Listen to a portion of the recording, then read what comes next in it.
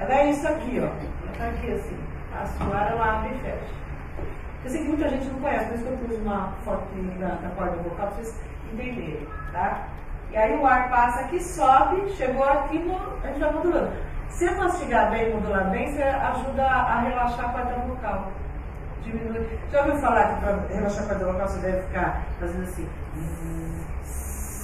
né? Artista que gosta de voz vai ficar louco. Mas se você quer ter uma boa voz, esse exercício que a criança faz no carrinho, fala, vai, ele está preparando, olha como a criança sabe. É intuitiva, olha como o ser humano é bom, só que ela esquece.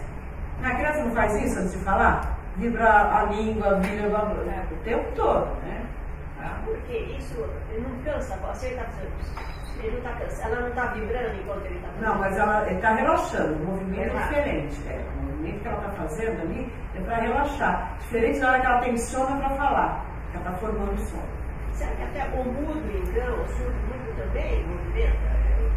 Movimentar o movimento, porque se a corda vocal fechar, ele não respira. Porque ela passa, dá passagem de ar, vai travar aqui. Ela tem movimento. É outro processo, aí tem questão neurológica, pode ter ali um rompimento, aí ela não bate direito, aí não vai ter o som, que é quando a pessoa lesa o nervo. Aí são outros fatores fisiológicos. Eu acho que a corda vocal, então, deve ser a parte do corpo que mais trabalha em velocidade. Porque o coração. Não sei, já ia saber dos outros, é. Mas eu fiquei tão abismado, tantas vezes por segundo, 300 vezes. Mas é isso mesmo, tá? Nesse momento você já fez um monte, então fica tranquilo que é assim mesmo. Mas é que nem a beija-flor, milhares de vezes, aquela asinha coitada trabalha. Então, e nós quando falamos mais, por isso a gente tem que ter um cuidado com ela. Porque se você não cuida direito, ela desenvolve, dá aquele pigarro, aquela rouquidão, né? E olha, fatores que podem prejudicar a qualidade da voz. Gritar é um deles, gente. A gente adora berrar. Professora, coitadinha, em sala de aula de criança, volta e meia tá no fonoaudiólogo no otorrino. Porque ela grita tanto para falar mais alto que eles, que está errada a postura, mas muitas fazem isso, e forma aí uma agressão na corda vocal, né? Então, falar demasiadamente também prejudica a corda vocal. Tem pessoas que falam e falam. Dorme falando. Você vai lá no quarto e está falando. Já viu gente que fala ali? Durante o dia eles falam também, né? Quem come pipoca também atrapalha bastante, né? Ah, sim. Falar e comer pipoca não deve ser agradável. E deve prejudicar. Isso aí. Porque assim, nós temos aí uma região que vai levar para o pulmão e a outra que vai lá atrás para mandar para o sistema digestivo. Quando você fala e come, você pode inverter aí, pode ter um gás, né, que a gente tem. Ora, tossir ou pigarrear, gritar, como eu falei aqui de muito, tossir ou pigarrear excessivamente prejudica a corda vocal também. Não deve fazer isso. Tá com pigarro, engole, pega um golinho de água, toma, tá? Não deve ficar pigarreando, porque você está batendo, como se você pegasse uma lixa e batesse na corda vocal. Tem gente que tem mania de fazer isso, principalmente quem é fumante. Gente. Sinto dizer, se tiver fumantes aqui, que vocês são um grupo de risco. Porque você está provocando o acúmulo de toxina nessa região e mais pigarro. Aí você vai fazer mais isso daqui, né? Tossir e pigarrear. Falar em ambientes ruidosos também prejudica a voz. Falar muito quando está gripado. Se está estressado também pode gerar prejuízo na voz, o estresse. E depende do estresse. O estresse é você ir até o limite máximo da tua resistência. Tem gente que fala e não para para descansar. Na aula, tem professores que dão aula de manhã, tarde, à noite, de madrugada alguém ligar e fala também. Quando que a corda vocal descansa? Com todo esse movimento que vocês viram aqui, quando que ela descansa? Não precisa, senão esse estresse vai prejudicar. Tensões emocionais vão de prejudicar a qualidade? Vão. Pessoa com medo, ela tensiona o corpo todo, ela vai falar, ele tensiona essa região também. Com raiva, foi traumatizado, algum processo de trauma. Então tem vários fatores emocionais que eu vou falar daqui a pouco, já vou dar alguns florais para isso, que vão prejudicar a corda vocal. Por quê? Vocês já perceberam quando vocês estão emocionados, dependendo da emoção, o seu tipo de voz? Não é assim? Eu sou uma pessoa que falo alto, eu falo bastante alto, isso é normal, família italiana, isso, né? O Bel bate a mão em quem está perto também, né? Porque a gente fala com as mãos também, né? Aí já não entra no outro aspecto. E assim, na terapia eu falo tranquilo, falo suave, vai dar vivência, minha voz, você fala, é ótimo. A gente nunca acha que a da gente é boa, né? A gente fala, imagina, fala que minha voz é boa. E o pessoal na rádio, fala, nossa, a voz é linda na rádio. Ai, eu ouvi. Porque assim, você ouve, faz um movimento aqui, tem o som que você ouve através do seu osso também, pela vibração. Quem está ouvindo fora está ouvindo um som mais puro, então é outro som. Não dá para sentir corretamente, tem umas técnicas. Bom, respiração inadequada também prejudica. Se você tem algum problema respiratório, ou respira pouco por causa de alimentação errada, tenta falar, sabe, come uma feijoada ou uma macarronada daquela, você vai dar aula de 5 minutos. A tua respiração não vai funcionar, gente. O organismo está digerindo.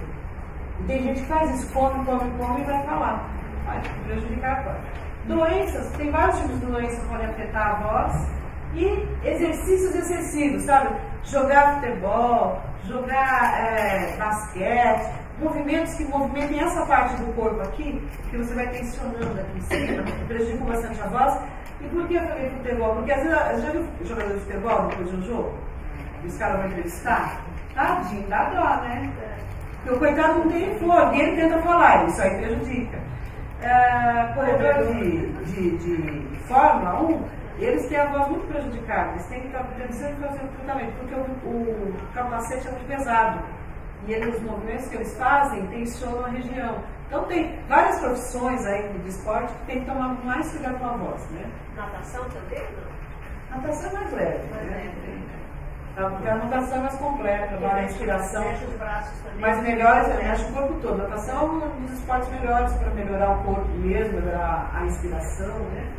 O que pode causar lesões e doenças nas cordas vocais? Uso abusivo, ou seja, usar excessivamente a voz, agressão como cigarro. Gente, desculpa os fumantes que eu falo novamente, porque assim, às vezes o fumante fala, é tudo bem com a gente. Mas não tem jeito, é um acúmulo de toxina. Pode ir para o aparelho respiratório, para o pulmão, e pode ficar só na corda vocal, mas prejudica. Aí eu dou uma dica, quem tem muito pigarro, comer maçã é muito bom, porque ela é astringente, ela limpa a corda vocal. Tá? Maçã ajuda e banana também, porque ela lubrifica.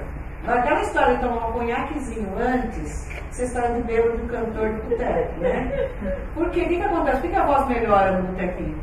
Porque ele toma o conhaque e relaxa. E aí, quando ele estava tenso, ele relaxou. Relaxou, ele vai cantar a noite inteira. No dia seguinte não tem voz. Não tem voz no dia seguinte. Isso vai acontecer um dia, 2 dias, transforma-se numa doença. Tá?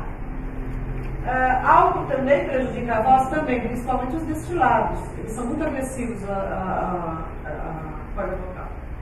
A gripe também é uma agressão, então gripe constante, a pessoa não consegue ter a gripe, está sempre pigarreando por causa da gripe, então também prejudica. E a tensão emocional, que eu vou detalhar um pouquinho mais. Tá ficando claro, gente? Tá? Ó, quando podemos perceber que as cordas vocais estão doentes? Quando começa a ficar muito rouco. Então, se a rouquidão passa a ser uma companheira diária. Tem um pessoal que tem rouquidão de manhã. Às vezes até não, a pessoa sai da cama e quer sair falando. Então, é normal, você vai... entre aspas, normal, porque às vezes a pessoa vai com a boca aberta. Está ressecado, já sai falando, a rouquidão é maior, né?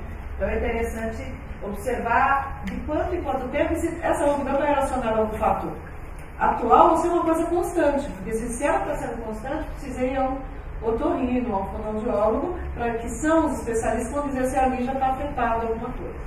Cansaço ao falar. Está falando, mas espera um pouquinho, deixa eu tomar fora que eu falo mais um pouco. Isso mostra que a pessoa está com problema respiratório e está começando a sobrecarregar essa região. Então, outra dica é o cansaço ao falar. Falhas ou perda de voz. O que é falhas ou perda de voz? A pessoa de repente está falando sobre a voz. Olha, eu às vezes fico um dia sem falar. Não pode. Tem até acontecendo alguma coisa aí. Então, se isso daí está acontecendo, você tem que procurar uma ajuda, uma orientação pelo menos. Às vezes pode ser só um fator emocional que você perder a voz. É um trauma. Você tem medo de barata. Chegou a barata e falou para você. Alguém fala, não sai nada. Tem outro que berra feito um louco, né? E tem aquele que trava. Então, você vê em que situação que aquela perda de voz ocorreu.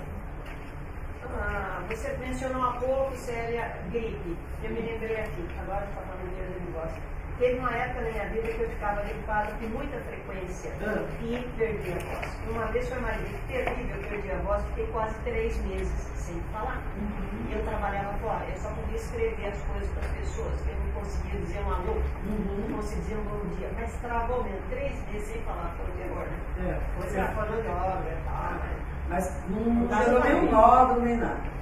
Então, daí falaram que eu nunca na vida podia cantar, né? Porque tinha o carro lá, que se eu Tem cantasse, podia ficar muda, aquelas coisas todas. Aquelas coisas todas. Olha, cantar não ia te deixar muda, né? Mas Porque tinha um probleminha depende, lá. se você fizer um trabalho fonoarticulatório, ou seja, trabalhar a respiração, e talvez precisamos ver o seu emocional, porque se você chegou a perder a voz, é porque, por exemplo, você pode ser uma pessoa header, o header é carente. Sabe aquele carente que gosta de falar bastante, dele, contar as coisas para os outros?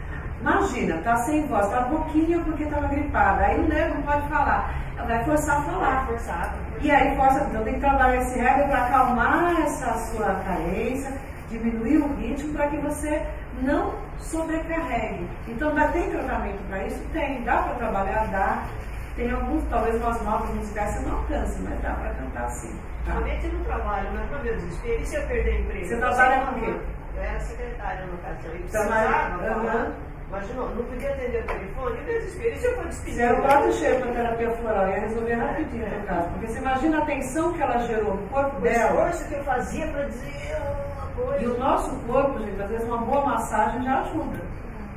Porque a pessoa vai acumulando e vai tensionando aqui. Principalmente secretária que você estava demais escrevendo, essa região já é tensa. Aí juntou com a gripe e com a necessidade ao desespero. Olha como o fator emocional foi fundamental aí para a tua recuperação ou para a instalação do problema.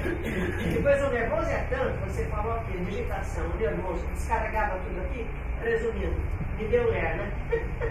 Olha, você já marcou a terapia no ambulatório para fazer? Marca. Gente, ajuda muito. A terapia, como eu falei, tem o dia inteiro, na hora do almoço vocês podem fazer.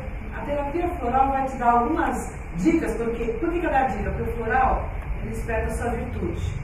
Então, a hora que você toma o floral, você começa a enxergar o que você está fazendo errado com você. O que é a nossa virtude? Nós nascemos perfeitos, a gente vai crescendo e vai criando alguns processos, umas tensões, uns problemas. E aí, o floral faz com que você acorde. Então, se você é uma pessoa que tinha muita carência, ele vai ajudar você a ter mais amor por você mesmo, evitando com que você fique sobrecarregada por isso. Se você for muito ansiosa, como eu percebo que você tem uma característica, você vai ter mais serenidade. Tá? Então, eu aconselho você a fazer terapia, ainda mais se tem problema de voz, aí é uma de prato cheio. Só pelo que eu falei agora, você já percebeu que tem ansiedade? Tem ansiedade, tem carência. Pelo modo de falar, rápido mesmo. Vários fatores, mas é que na terapia você vai criando um feeling de conversar, o que a pessoa fala, algumas coisas já dá dica, não todas, é lógico, por isso que a gente precisa da terapia. Né? Você poderia falar algo sobre a gagueira? Sim, a gagueira está nessas falhas da voz, né? A gagueira tem vários fatores. Pode ser um neurológico, que aí a gente precisa descartar para trabalhar nessa técnica. A criança, dos 3 aos 4 anos de idade, aproximadamente, ela tem gagueira. Por quê? Ela pensa rápido, mas o órgão fonoarticulatório não está preparado. Aí ela vai titubeando, né? Aí depende de quem está do lado. Se é um pai, uma mãe, uma família, amigos compreensivos, vão esperar ele falar. Passa isso tranquilamente. Se não, sabe aquele pai que fala, fala lá, moleque, e tu completa, ou o outro assim, tá falando, essa aqui é o quê? Não deixa terminar. Vai criando aí mais tensão e a gagueira acaba se instalando. Uma vez instalada, tem que trabalhar o emocional. Muito mais. Ele pode ser uma pessoa perfeccionista, que aí é rock walker que a gente usaria, que é uma pessoa muito autocrítica, então quando ela foi criticada, ela tem medo de falar,